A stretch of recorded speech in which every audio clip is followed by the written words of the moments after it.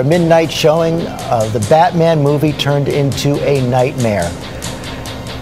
Police are on the scene. Right now we know, as we said before, we were reporting 14 dead. We now believe there are only 12 dead, but I want to look at those hazmat teams going into the movie theater right now. Of course, there's blood on the scene, but also reports of smoke bombs, Amy, going off. So they're going to go in there and try and figure out exactly what that substance was. That's right. And here's what we know right now. As you mentioned, the revised number, 12 dead, 50 injured. The youngest victim, just 3 months old. The suspect is in custody right now. We know he's a young man, 24 years old. Eyewitnesses describe him as armed for battle, a rifle, a handgun, a shotgun, and as George mentioned, smoke bombs. We're learning a lot more about the victims in the shooting as well, and we're about to hear from several eyewitnesses. And their stories are just chilling. Our reporter is live on the scene right now. ABC's Clayton Sandell at the mall in Aurora, Colorado, where this horrifying scene unfolded just hours ago. Clayton? Good morning, George. You're right. It is just a horrific scene here in Aurora, Colorado. This is a movie theater that is attached to basically a suburban mall here in Aurora. The theaters were packed for midnight showings of The Dark Knight. And when just after midnight, the movie had just gotten underway. And what we heard from witnesses were that there were parts of the movie where there was shooting, there was explosions, and all of a sudden, the shooting started for real. At the suspect's apartment building, police have it surrounded. The building already evacuated. Fears that his apartment may be booby-trapped.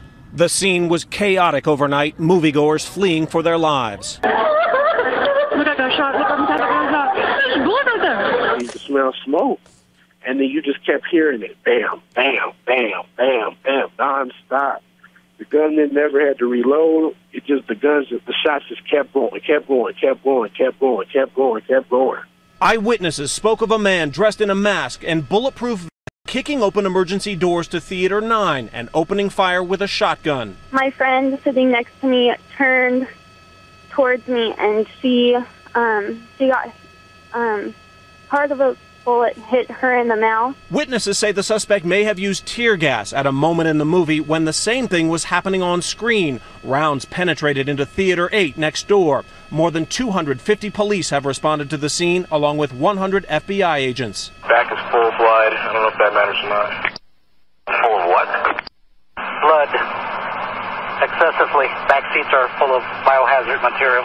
Police say they've arrested the suspect, described as an adult male, 24 years old, heavily armed and heavily armored. But police believe at this point that he was acting alone. The suspect was found with 3 weapons, including a possible assault rifle. The suspect, who is in custody, made statements about possible explosives in possession in his residence.